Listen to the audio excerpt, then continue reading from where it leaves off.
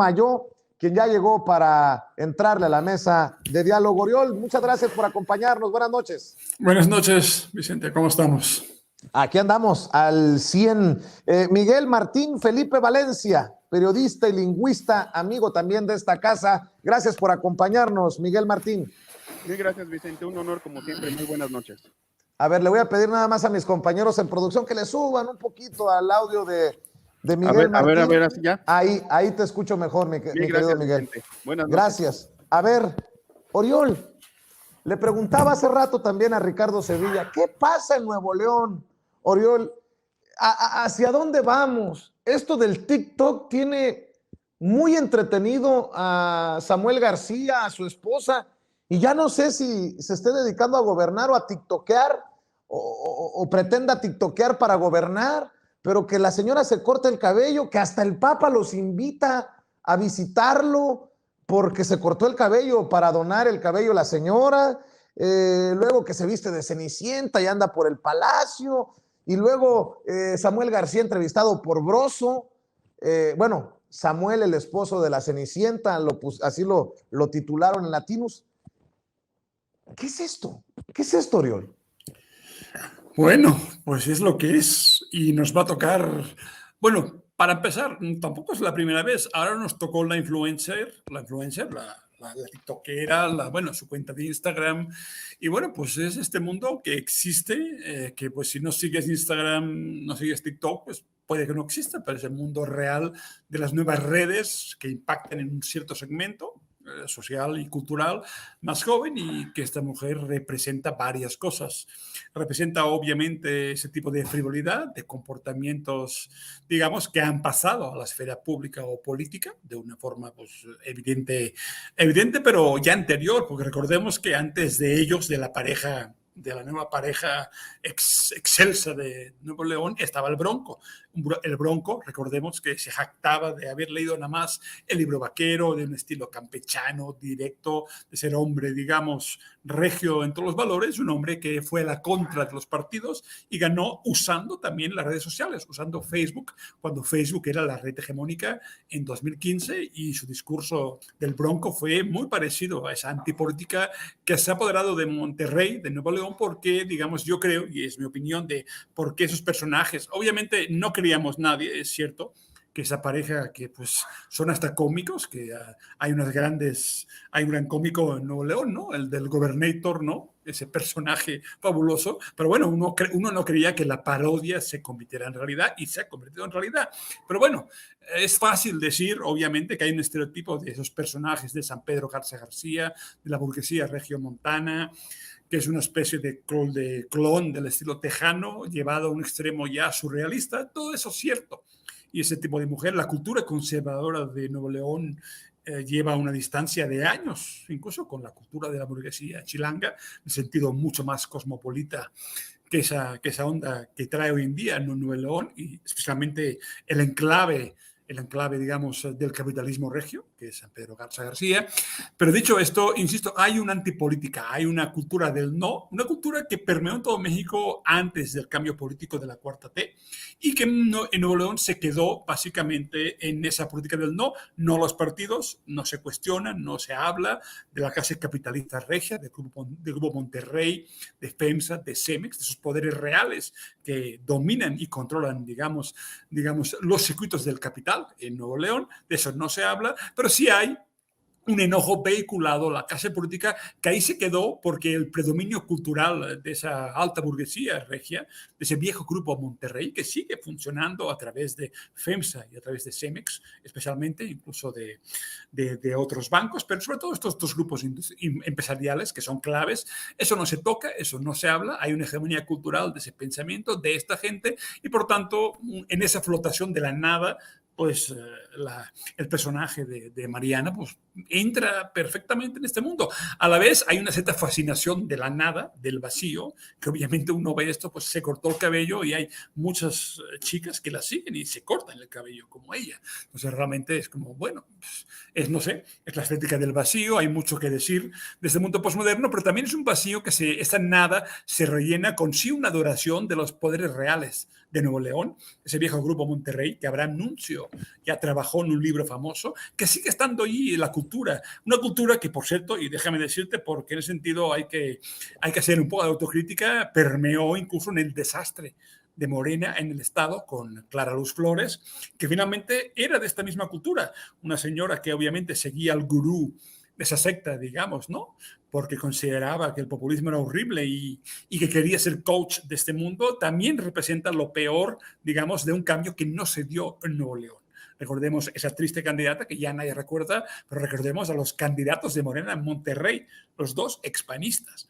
Es decir, ¿cómo es posible, en ese caso, en un estado donde finalmente había una cultura del no, una cultura, digamos, antipolítica, que se usara en Morena ese tipo de personajes que formaban parte de esa misma cultura del no, pues esa misma cultura insustancial, absurda, de aceptación del orden político, social y económico, donde nada se puede cambiar y donde los gobernadores se han convertido en unas figuras que simplemente representan un estilo entre ridículo y surrealista, pero no hay ningún cambio posible. Morena, que en 2018 sí ganó en Nuevo León, por un margen muy pequeño, pero sí ganó con la figura de Obrador, pues perdió en 2021 porque decidió seguir ese estilo de antipolítica, de absurdo o de reciclaje de viejos operadores políticos del PRI o del PAN.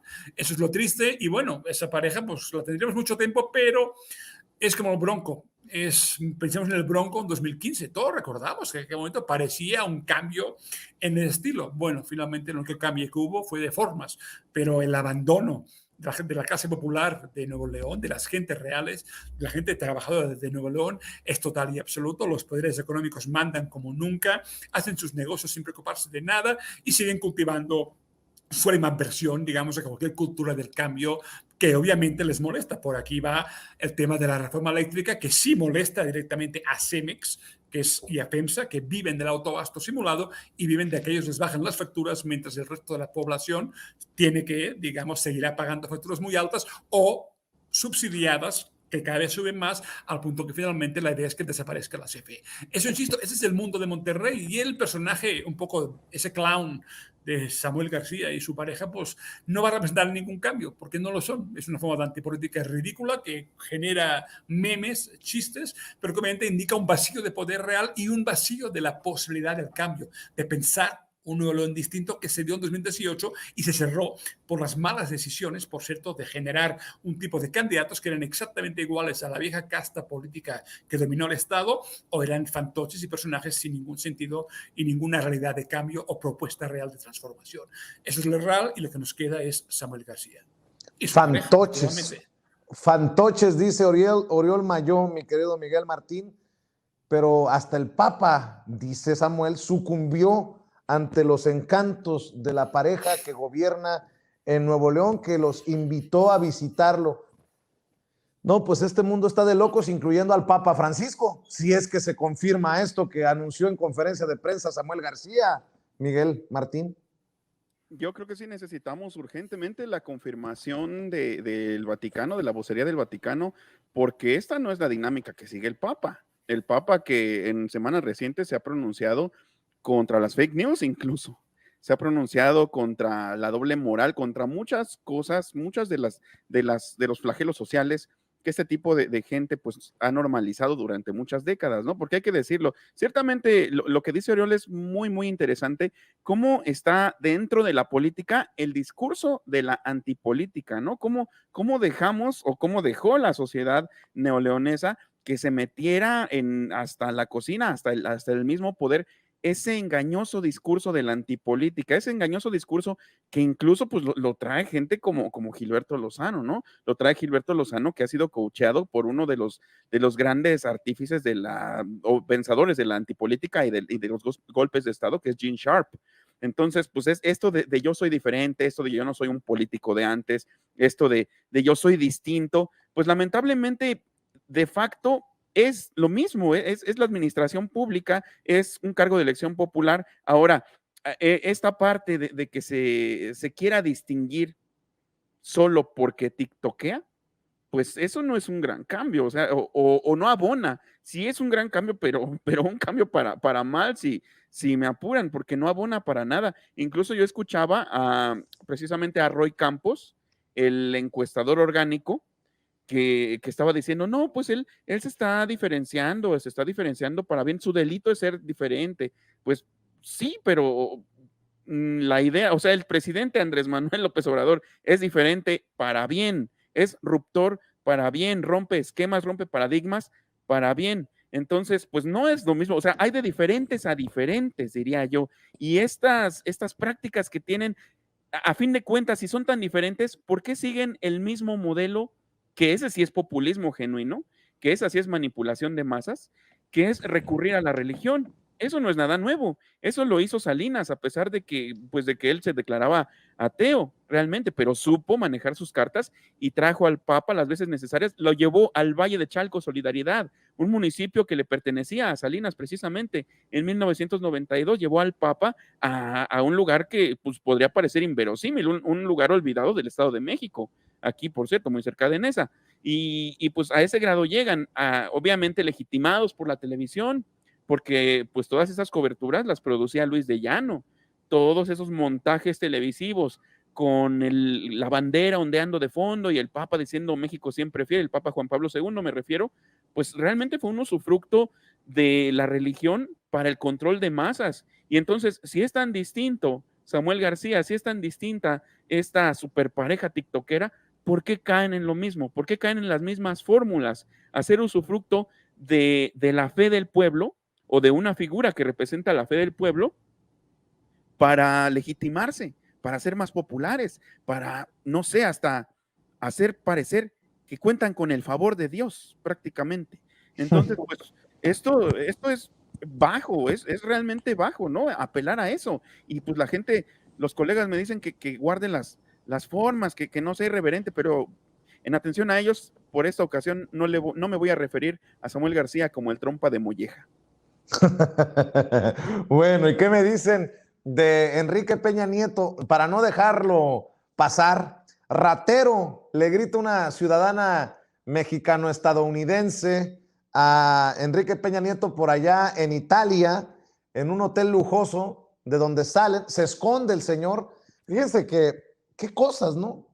No me imagino, en serio lo digo, no me imagino, ya siendo expresidente Andrés Manuel López Obrador, escondiéndose así para que no lo graben, para que no le tomen fotos, como vimos escondiéndose a Enrique Peña Nieto. Yo mencionaba en la primera edición temprano, Oriol, qué pequeñito se vio Enrique Peña Nieto y la descarga brutal sin ni siquiera majaderías, insultos o ataques de esta mujer mexicano-estadounidense cuando le grita ratero y que va a pisar la cárcel, que va a terminar en la cárcel a Enrique Peña Nieto, que se hospeda en hotel caro, pero sale de ahí en taxi, Oriol. Pareciera hasta una copia chafa de una comedia de estas baratas, ¿no? De hollywoodescas, mi querido Oriol.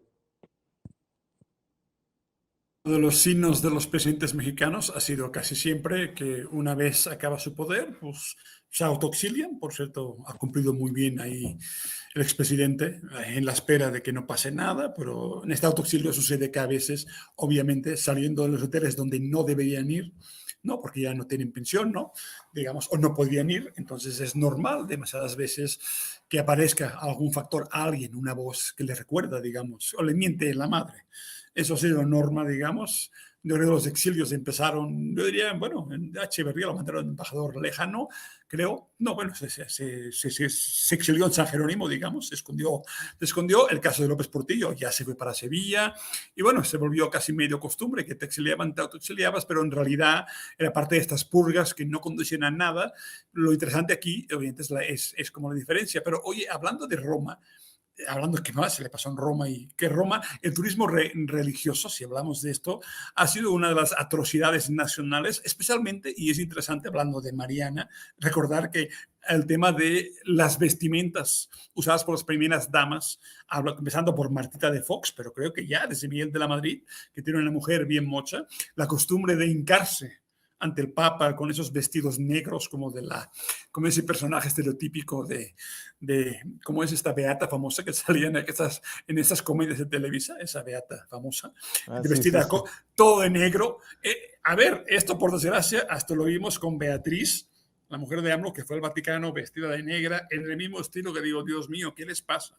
Sí, que se transforman, ¿no? Pero estos horrores del turismo religioso de hincarse ante el Papa ha tenido, bueno, empezando por la gaviota también. Que, pues, el beso de Fox al anillo. Exacto, todo esto horrible, que es algo que, Dios mío, ¿cómo es posible que en un estado laico como el mexicano tengamos que pasar esos rituales? ¿Por qué hay que vestirse de negro, de beata aquí? ¿Por qué? Pero bueno, dicho esto, es algo muy repulsivo, siendo México un estado formado en una tradición de lucha, digamos, para separar el Estado de la Iglesia, una de las luchas más importantes, con un costo altísimo, que prácticamente hasta los 80 fue durísimo. Eso, algo así, ver realmente esa eterna reiteración de eso es algo que realmente da un poco de disgusto, ¿no? E insisto, y hasta me molestó, hay que decirlo, incluso ver a la primera dama cuando fue ahí en ese viaje europeo, también agarrar el mismo ritual de vestirse de beata. Esperemos que algún día esa tradición muera, aunque en Nuevo León ahí no veré nada, porque viven en los 70s, digamos, más falta ese pelo crepado ya prácticamente en los 80.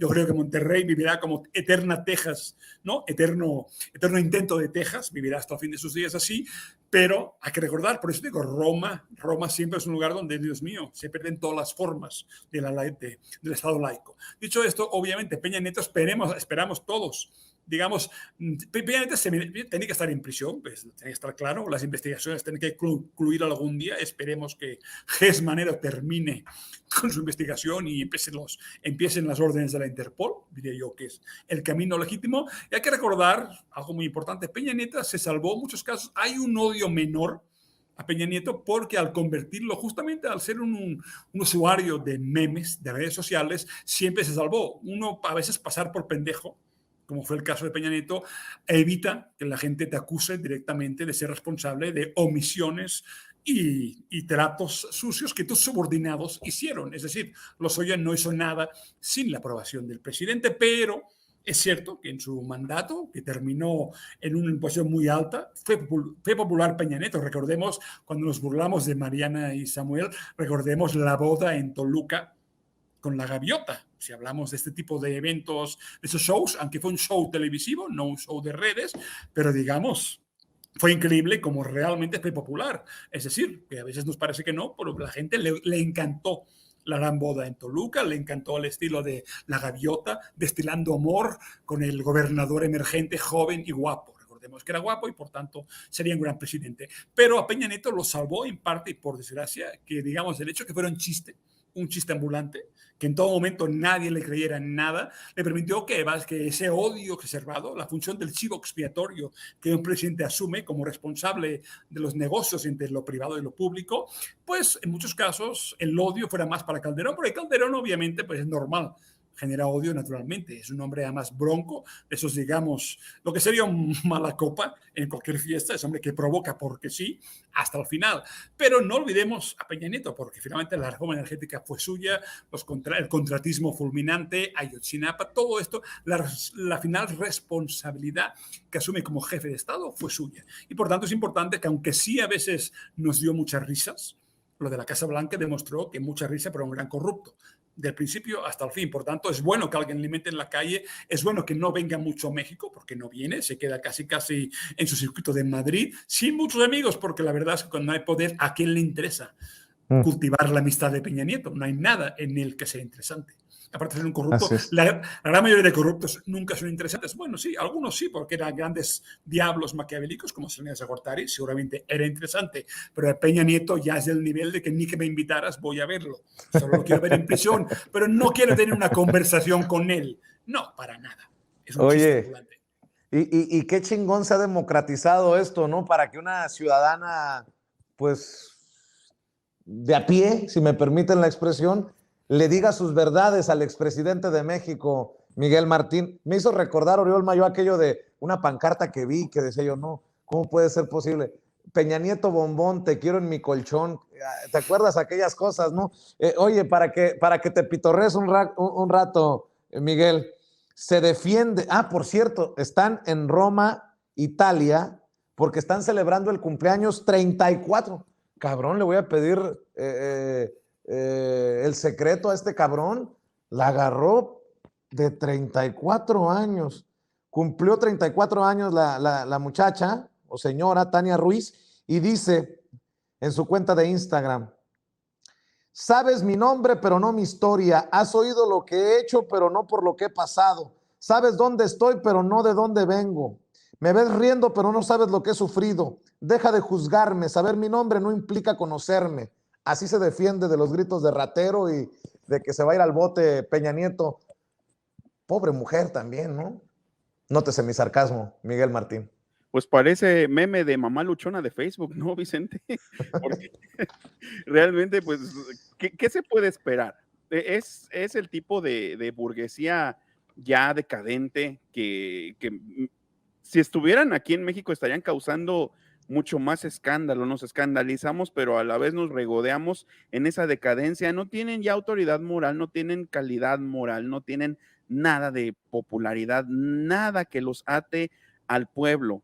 No podrían andar por las calles tranquilos aquí ostentando, o ni siquiera con un bajo perfil, porque la gente les va a gritar eso y más. Entonces, creo que en algo hemos avanzado. Ahora, si la gente se quiere exhibir de esa forma, el clima político y el clima social en México están ahora en un tono en que ya no puedes hacer eso porque te ves mal, porque simplemente te ves mal, porque ya no vas a generar una aspiración, ya no vas a generar un sueño en gente que nunca lo va a alcanzar, ya no vas a generar esa admiración que a lo mejor estaba soportada por esas portadas de Hola, por esas apariciones en programas de prime time de Televisa. Ahora están solos, están totalmente solos, son una burguesía pauperizada, son una burguesía decadente, que si no es porque nos llegan los ecos de Europa, pues de plano aquí es impensable que alguien se exhiba de esa forma. Y te digo, ¿cuál es el secreto para conseguírtelas así, Vicente? Que tus amiguitos del PRI te pongan de monigote 6 años, pasa de noche, pícate todo lo que puedas, hasta los servilleteros de los pinos, y vas a ver que te consigues hasta de a 3. Bueno, oigan, a ver, estoy leyendo esto que escribió Raimundo Rivapalacio hoy, y cada vez es más evidente la decadencia de este personaje. Es mi opinión, ustedes estarán de acuerdo, ¿no? Ya me dirán, pero estaba viendo lo que publicó Raimundo Rivapalacio. Dice: desde hace años el círculo cercano a Andrés Manuel López Obrador, más beligerante y violento, surgido de la prensa y dedicado a buscar la aniquilación social de medios y periodistas, ha estado embarcado en una estrategia de daño reputacional, porque desde que era jefe de gobierno de la Ciudad de México, descalificarlos era la mejor forma de minimizar sus críticas o hacerlos irrelevantes. Como presidente, López Obrador verbaliza lo que fue un plan de largo aliento, diseñado o fortuito, cuando utiliza la palabra irrelevante para señalar su peso en la opinión pública o afirmar que nadie les hace caso porque nadie los lee ni los oye. La realidad es que no lo piensa así, sino al contrario. Medios, periodistas e intelectuales se han convertido en un obstáculo para su agenda política, muchas veces impulsada por sus filias y fobias y por lo tanto en sus enemigos. Su fallido ejercicio semanal del top 10 de las mentiras fue la respuesta más primitiva para enfrentar a la crítica. El top 10, una idea original del vocero presidencial Jesús Ramírez Cuevas, tiene clientes frecuentes, periódicos y periodistas a quienes tratan de contrastar con medias verdades, mentiras flagrantes y juicios de valor rudimentarios sobre la información, su jerarquía periodística y el análisis. Para ser irrelevantes, como califica a medios y periodistas el presidente, son bastante relevantes en su acontecer diario y le dedica bastante tiempo de sus horas de trabajo.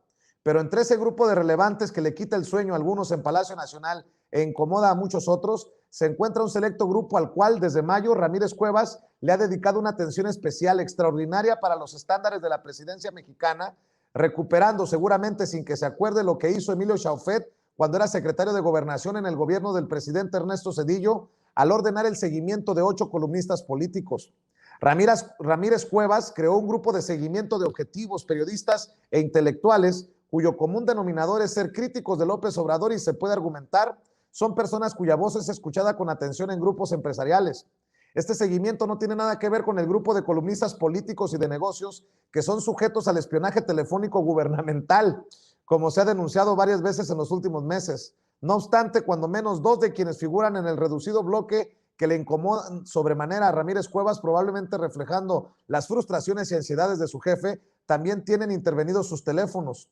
El grupo lo integran Mario Amparo Casar, Federico Reyes Heroles, Jesús Silva Herzog y Carlos Loret de Mola. Todos tienen colaboraciones regulares en periódicos y conducen noticieros como Loret, o son colaboradores frecuentes en varios de los programas de radio más influyentes en México. Loret es el único periodista de tiempo completo y quien del gremio es el que más exaspera al presidente, tanto que ha trascendido de Palacio Nacional, que es al único al cual se llega a referir con obscenidades. Es también a quien las granjas en las redes vinculadas a Palacio Nacional atacan más que a nadie, salvo Chumel Torres, que es comediante, no periodista, pero que como Loret permanentemente los tiene en jaque con rápidas reacciones a los gazapos del presidente y los suyos. Loret emprendió la aventura político-periodística en el medio digital Latinos. Bueno, ya hay una aceptación que es una aventura político-periodística en el medio digital Latinos, donde el músculo más sólido que muestra es la investigación sistemática sobre la corrupción del círculo cercano al presidente, familiar y profesional. En su columna en el Universal, Loret se dedica la mayor parte de las veces a criticar al presidente. Casar, Reyes Heroles y Silva Herzog no tienen la contundencia explícita de Loret, pero tienen la pluma, la consistencia intelectual y la profundidad en su análisis comparado para encontrar con puntualidad en las acciones de gobierno las políticas públicas de López Obrador y su gestión, coloreadas de puntos de vista personales y actos antidemocráticos, populistas y autoritarios. Al presidente le molestan las categorías que se hacen de él en ese sentido y a veces responde directamente. Reyes Heroles y Silva Herzog han sido señalados ocasionalmente por nombre en la mañanera y López Obrador ha sido cuidadoso de no ensañarse nunca con ellos. Quizás por el respeto que le tiene a sus padres, Jesús Reyes Heroles tangencialmente por nombre, pero por proximidad es a quien más ataca regularmente. Casar preside la Organización Mexicanos contra la Impunidad y la Corrupción, fundada por Claudio X González y a la que renunció en julio del año pasado, que se ha dedicado. González, por cierto, también es uno de los integrantes adicionales de ese bloque del que Ramírez Cuevas quiere saber todo. El vocero presidencial integró un equipo para darle seguimiento a ese grupo, para lo cual contrató a un profesional que estaba fuera del gobierno. El seguimiento se le encargó, publican o dicen la prensa, radio y televisión, sino también que registraran todas sus declaraciones y sus presentaciones en seminarios o invitaciones para hablar con diferentes grupos. El método que se pidió siguiera es como realizan los medios sus coberturas periodísticas, donde se tienen fuentes de información, en este caso las personas, y se reporta todo importante lo que hacen. Esto hay que subrayar, no es espionaje, el seguimiento tiene otro sistema. Todo lo encuentran en actos públicos y no se utilizan recursos ilegales para darles cobertura deseada. No está claro qué pretende encontrar Ramírez Cuevas con este seguimiento personalizado. Todo lo que dicen en conferencias y seminarios lo publican o lo dicen. No hay dobles discursos, tampoco se conoce el avance de ese grupo, su vigencia o qué tipo de información, si alguna, le hayan dado al presidente. Lo que sí quedó de manifiesto es que medios, periodistas e intelectuales son relevantes y sí les hacen caso. Eso es lo que publica Raimundo Riva Palacio. Me llama mucho la atención, Oriol, que Raimundo Riva Palacio diga que López Obrador está dando seguimiento o persiguiendo a los que le incomodan, pero estos periodistas no dicen nada de la lista negra anunciada por Claudio X González y que además defendió durante el fin de semana porque dice que es su derecho exhibir a esos que quiere poner en la lista. Algo me huele a ya sabes qué, Oriol. Bueno, esto es el parto de los montes, que diría yo. Es decir, un artículo que empieza persecución, grupo, vigilancia, espionaje, pam, pam, pam, pam. Bueno, todo es muy ampuloso, ese estilo de que parece de hombre de información que tiene mi querido exalumno Raimundo Riva Palacio. Y la conclusión final es que, bueno, ¿Es tu exalumno? Sí, sí, lo tuve de alumno.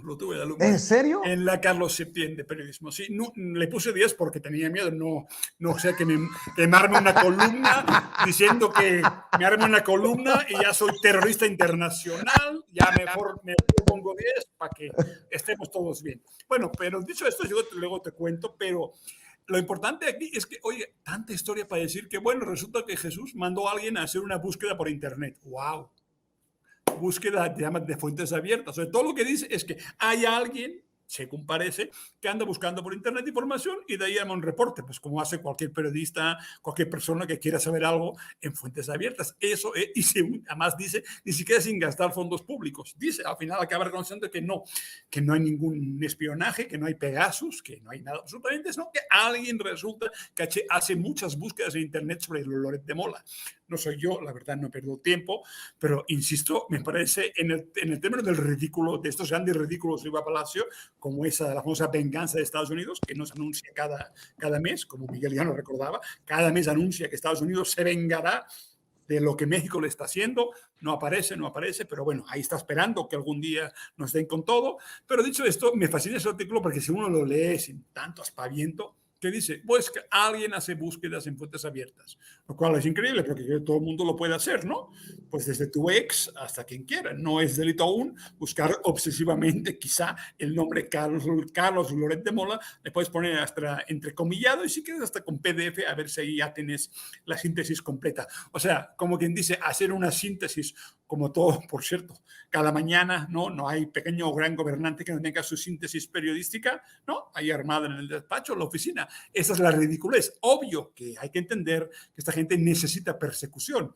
Eso es el síndrome del mártir. No pueden vivir sin pensar que los persigue este ominoso gobierno populista que los quiere casi muertos.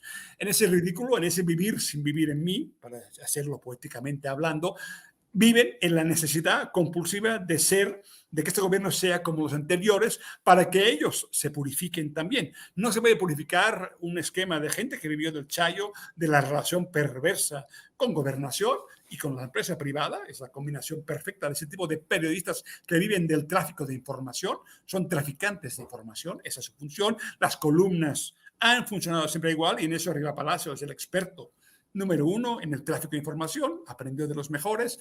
Entonces, realmente lo que más divierte y termina así es que, pues no usaron nada.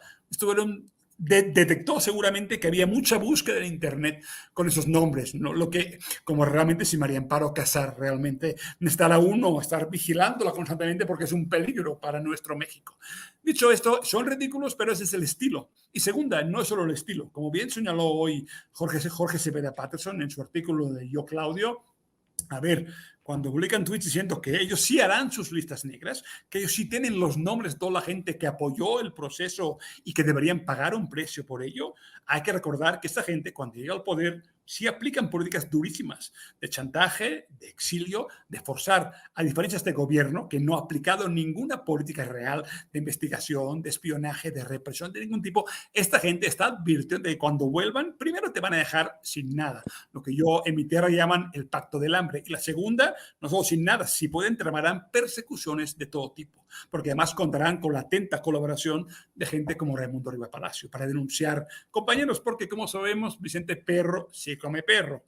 Eso sí ha pasado. Y más con esta gente que sienten que les han quitado el hueso. Entonces, si lo recuperan, madre de Dios, ahí vas a ver a quién persiguen. Pero insisto, qué ridiculez determinar en un artículo que al final nos persiguen porque nos buscan mucho en internet, nos googlean mucho. Bueno, pues el mitómano, quizás es verdad que te googlean mucho, pero eso aún no es delito ni persecución. Bueno, ya que mencionabas el Yo Claudio de Jorge Cepeda Patterson, permíteme, Miguel Martín, leer también la columna de Jorge Cepeda Patterson para que la comentemos. Dice, Yo Claudio, me pregunto qué hará Claudio X con las listas en las que estaría anotando a todos los que por acción u omisión hemos alentado la posibilidad de un gobierno ajeno al PAN y al PRI. Por cierto, pégale un coscorrón a su editor, don Jorge Cepeda Patterson. Me pregunto, cuestión ahí mínima, pequeños detalles, pero que hacen la diferencia. Dice Jorge Cepeda Patterson en Sin embargo MX, acabo de leer una leyenda en un cuadro de Marcus Montean que me ha hecho recordar a Claudio X González, un pensamiento inquietante considerando que la vi en un museo de Viena a 10,000 kilómetros de distancia de la lluvia interminable de dimes y diretes en que se ha convertido el debate público en México. La frase al pie de una pintura de dos chicos de mirada arrogante y traducida al inglés dice así, todo mundo tiene una idea de libertad que no permite a nadie tener otra. Esta mañana había visto un tuit del presidente fundador de Mexicanos contra la Corrupción que había conseguido olvidar por unas horas hasta que el cuadro lo invocó. En su tuit, Claudio X afirma que la llamada 4T es una gran farsa, acabará mal, muy mal, Hay que tomar nota de todos aquellos que por acción o por omisión alentaron las acciones y hechos de la actual administración y lastimaron a México. Que no se olvide quién se puso del lado del autoritarismo populista y destructor. Supongo que el empresario no advierte el profundo autoritarismo que encierran esas líneas en su propia crítica contra el autoritarismo que achaca a su oponente. Una especie de amenaza torquemada en contra de los que hayan actuado diferente a su idea de país. Puedo entender que muchos no estén de acuerdo con las propuestas de López Obrador, incluso quienes simpatizamos con algunas o muchas de sus causas no siempre coincidimos con la forma de aplicarlas. Los opositores están en todo su derecho no solo de criticar al gobierno, sino también de hacer lo posible para derrotarlo políticamente. Lo que cuesta trabajo entender es esa idea de democracia que anula la idea de democracia de los otros. Los que alentaron las acciones y hechos de la actual administración fueron más de la mitad de los mexicanos que votaron por Andrés Manuel López Obrador. Claudio X también tendrá que tomar nota del 62% de la población que aprueba al presidente y le da el apoyo popular que necesita, porque ellos también lo están alentando. Buena parte de la justificación de estos líderes de la sociedad civil para oponerse al gobierno de la 4T surge de su molestia por el carácter antidemocrático que atribuyen al obradorismo, pero de entrada abordan a López Obrador como si fuera un presidente que no merece estar en palacio, pese a que la mayoría de la población quiera verlo ahí, como si la única legitimidad democrática deriva del voto inteligente, el suyo, que durante años encumbró al PRI y al PAN, y no del de las mayorías arrastradas por la demagogia y el resentimiento que votaron por Morena. No parece darse cuenta de que el país que vota así es el país que ellos construyeron. Si de veras está tomando nota, tendría que comenzar por apuntar los nombres de las propias élites, porque ellas edificaron una sociedad en la que las mayorías son sectores populares que votan por alguien que habla en nombre de los pobres. Si hubieran construido un país menos desigual, con mayorías constituidas por las clases medias, ahora no tendrían que lamentarse de que Morena gane las elecciones gracias al sentimiento de agravio de tantos. Y por otro lado, me pregunto qué hará Claudio X con las listas en las que estaría anotando a todos los que por acción u omisión hemos alentado la posibilidad de un gobierno ajeno al PAN y al PRI. Supongo que la idea de tomar nota tiene por objeto cobrar la factura a todos los ahí incluidos. También asumo que no se trata de una advertencia gratuita, por el contrario, tiene como objeto hacer saber a todo aquel que expresa una idea distinta de gobierno a la suya, que se lo piense dos veces o se atenga a las consecuencias. Una idea de democracia excluyente y punitiva de alguien incapaz de entender que exista razón o legitimidad en los que no piensan como él, así sean las mayorías. Tweets como el de Claudio X González muestran que las élites convertidas en oposición no son capaces de responder al tsunami político que ha modificado la realidad. Acusan a López Obrador de querer regresar a México a un modelo superado y ofrecen como alternativa su propio modelo superado. Podemos debatir si lo que está haciendo el gobierno de la 4T conviene o no a los mexicanos, pero lo que está claro es que en 2018 la mayoría de ellos expresó su rechazo a las opciones políticas de esas élites. Amenazarnos con una suerte de represalia velada por desear un país distinto al que ellos ofrecían simplemente revela que no han entendido nada, mi querido Miguel Martín. Pues esa es la postura más antidemocrática que hemos encontrado en los últimos meses realmente. Y fíjate que todo parte de que la derecha recurrentemente en muchas partes del mundo hace uso de un elemento que para algunos resulta infalible, que han apelado a él, por ejemplo, en Chile, Pinochet apeló a él, también, por supuesto, Franco, también, por supuesto, Mussolini, que es el chauvinismo. El chauvinismo es un nacionalismo exacerbado, es un nacionalismo pues de papel, un nacionalismo que al mismo tiempo de que está hueco, es muy fanático. Esto viene la referencia viene de un soldado que es una figura mítica digamos, de la cultura francesa, que sería Nicolas Chauvin, que habría nacido, según cuenta la leyenda, a finales del siglo XVIII, habría peleado en la Revolución Francesa y posteriormente en el ejército de Napoleón, y después de haber sido pues herido en varias batallas, de estar prácticamente ya lisiado, pues seguía batallando por amor a su país. Entonces, de ahí viene esta palabra de chauvinismo. Y ese chauvinismo lo vemos presente en estas personas que se envuelven sin que nadie se lo pida en la bandera de México, que dicen que mexicanos contra la corrupción, que mexicanos primero, que chalecos México, que hijas de la MX. Todo para la derecha es México, porque usurpan la identidad nacional, prostituyen los símbolos patrios, los convierten en cosas que solo son propiedad de los whitexicans, de los ricos, de los oligarcas, y ellos toman este paternalismo que antes, como lo dije, pues estaba legitimado por Televisa, ya no lo está, se ven ridículos creyendo o afirmando casi que ellos son México, pues ellos no son México, México somos todos. Ni siquiera el presidente hace este uso faccioso del nombre del país o de la nacionalidad para utilizarlo contra la gente que verdaderamente le ha hecho daño al país. Entonces, pues que Claudio X González quiera hacer su lista, pues ni modo que la haga, porque papel le va a faltar. Y eso que a eso se dedica. Sí, sí, exactamente. Aunque para otras necesidades, mi querido Miguel Martín, creo que no se puede escribir muy bien en el papel higiénico. Pero bueno, cerremos, Oriol Mayó. Déjame, te pregunto, el presidente Andrés Manuel López Obrador hoy en la mañanera dijo que no nos hagamos bolas, que Claudio X González está muy enojado porque también se benefició de contratos y de vender energía, electricidad cara a la Comisión Federal de Electricidad en su momento. Y el presidente rechaza intercambiar presupuesto por votos de la reforma eléctrica, o sea, hacer acuerdos ahorita que se está debatiendo la ley de ingresos, después vendrá el presupuesto, que se niega a que se haga politiquería de esa manera, dice el presidente Andrés Manuel López Obrador, con tal de que se apruebe la reforma eléctrica. ¿Tu opinión, Oriol Mayó? Pues me parece bien porque es una cuestión de Estado, nunca mejor dicho. Y sí, obviamente Claudio X González representa al Estado de los grandes empresarios, las ideas, las pasiones oscuras, diría yo. Y obviamente todo el tema esencial de la reforma eléctrica se refiere a algo básico en lo que ha consistido desde los 90, esa subordinación, privatización encubierta de la energía eléctrica. Esto es muy simple, significan dos cosas: que las grandes empresas, grandes consumidoras de energía, digamos, consigan no pagar nada, no pagar la transmisión, no pagar realmente el costo de la luz y que la pague la gente. Obviamente, ¿qué significa? Pues que llegará un momento en que será imposible que la Comisión Federal de Electricidad, sin cobrar transmisión, sin generar prácticamente, obligada casi a llegar al déficit permanente, tenga que quebrar. Por tanto, es una cuestión de Estado. Significa que o pagamos nosotros o pagan ellos. Lo que no puede ser, porque literalmente es una auténtica simulación, y por eso se llama autobasto simulado.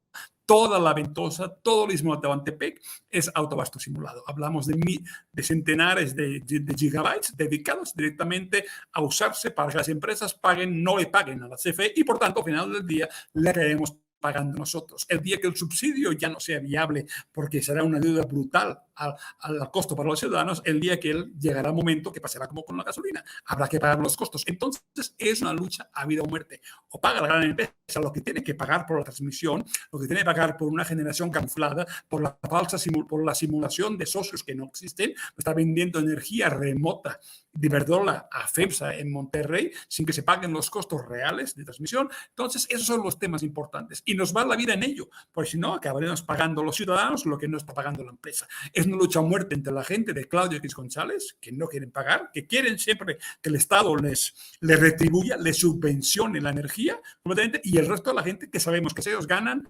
acabaremos pagando el pato. Esa es la lucha y, por tanto, me parece muy bien que no sea negociable bajo ningún concepto, porque aquí realmente nos va la vida a todos. Bien dicho. Suscribo esta forma con la que cierras, Oriol Mayó. Mi querido Miguel Martín, ¿con qué cerramos? ¿Con qué reflexión cerramos? Pues nada más visibilizar que se acaban estas negociaciones en lo oscurito, también, tú afloja para que yo afloje, es que las cosas ya no tienen por qué ser así. El PRI no siempre fue así, el PRI se funda en 1929 como PNR, pero fíjense que este dato no lo saben muchos, pero de hecho toma como modelo al partido bolchevique, que era pues el que se alzó en la revolución del 17 en la Unión Soviética, y era pues básicamente un partido integrado por sindicatos. Soviet significa sindicato. Entonces, pues ese era el modelo del PRI, el modelo de las bases, donde se escuchaba las bases y donde poco a poco se fueron tejiendo algunas relaciones de poder muy truculentas, donde ya de plano todos querían defender su parcela, su ranchito, su pedacito, y no daban su brazo a torcer. De hecho, hay una crónica de Julio Scherer está publicada, no recuerdo en qué libro, pero sí recuerdo que es de Julio Scherer, donde publica cómo negociaban, por ejemplo, cómo acudía a negociar Fidel Velázquez, el dirigente de la CTM, el aumento salarial en 1962. Buscaba pues hablar con el presidente, pero resulta que lo canalizan con el secretario de Gobernación, que en ese tiempo pues era Díaz Ordaz. Díaz Ordaz se mete en una cabinita y se tapa la boca y finge que está hablando con el presidente y le dice, no, pues el presidente dice que del 3% que querías que nada más te puede autorizar 1.5, pero que si lo haces enojar, pues nada más va a ser 1%. Y entonces pues se va con su 1.5%, firman el acuerdo en el Campo Marte y ya luego se sinceran, le dice Fidel, ¿verdad que no estabas hablando con el presidente? No, la verdad es que no estaba hablando con el presidente, le dice Díaz Ordaz. Así funcionaban esas negociaciones, así se hacían los pactos en lo oscurito, así digamos que terminaban ahorcando al que tenía que ceder para soltarle algo. Ya no tiene por qué ser así. Las prácticas políticas ya vino el presidente a reformarlas. Y eso es precisamente a lo que se refiere con la transformación de la vida pública del país. No es puro marketing, es que aquí se tiene que ver que al presidente no lo van a presionar y por supuesto que no va a dar su brazo a torcer porque pues él lo dijo desde que tomó protesta. Un joven se le acercó en bicicleta y le dijo, no tienes derecho a fallarnos. Entonces, pues simplemente está siendo congruente a esa filosofía, simplemente está acordándose, no digo que en todo momento, de ese joven que le profirió esa, que ahora es una máxima, y pues simplemente si recordamos que no tiene por qué fallarnos, que no hay razón lógica para que el presidente nos falle, pues no va a caer en politiquerías, no va a caer en presiones del grupo que está acostumbrado a ahorcar para que cedan. Ya no más de este tipo de negociaciones políticas. Considero yo que eso sí es una verdadera nueva era en la política mexicana y lo que debemos hacer es pues seguir el ejemplo en todos los órdenes de la vida. Claro que sí, pues Miguel Martín, aprovecho para pedir tus redes sociales para que te apoye esta hermosa audiencia, siempre comprometida, audiencia diferente e inteligente de Sin Censura. Muchas gracias, Vicente. Sí, estoy en mi canal que se llama Al Aire con Miguel Martín. Suscríbanse, por favor. Ayúdenme a llegar a los 5,000 suscriptores de aquí a fin de año. Esa es la meta que me he propuesto. También me encuentran en Twitter como @MiguelMartinfe, como Miguel Martín Felipe Valencia en Facebook, y también sigan mis columnas en Regeneración, que la última de ellas precisamente habla sobre esta supuesta embestida del presidente contra la UNAM y se llama Mi Primer Goya. Vayan a Regeneración a verla y por favor denme sus opiniones. Muchísimas gracias, Vicente. Muchísimas gracias, Oriol. Un honor estar una vez más en una mesa de periodistas comprometidos con todo, con el pueblo y con la verdad, por supuesto, y ante este público que es inmejorable. Gracias, Miguel Martín. Qué bueno que nos acompañas. Oriol Mayó, ¿en dónde te busca la gente? ¿En dónde? ¿Ya se hizo choncha la cuenta en Twitter? ¿O ahí va? Ahí va en cuentagotas, pero si quieren, ya saben, es @OriolMayo con 2 L's en Twitter y también me pueden encontrar en Tiempos de Furia, en la Jornada de Oriente y bueno, pues en Twitter intentaré publicar un poco más porque es cierto que si no publicas tanto, pues tampoco tanto siguen, pero si quieren, ahí nos vemos. Y gracias Vicente, Miguel, porque es una mesa donde la verdad uno puede hablar con total libertad y con total claridad y en esos tiempos, pues yo creo que esto como que se agradece. Me dejaste en zozobra, querido Oriol. Perdón, maestro de Rivapalacio. No, bueno, es que, a ver, yo fui docente en la Carlos Septién, es decir, fui docente en la maestría de periodismo político y sí me tocó como alumno, ni modo. Y no hay distinciones, aunque me caigan mal, les pongo la nota de vida.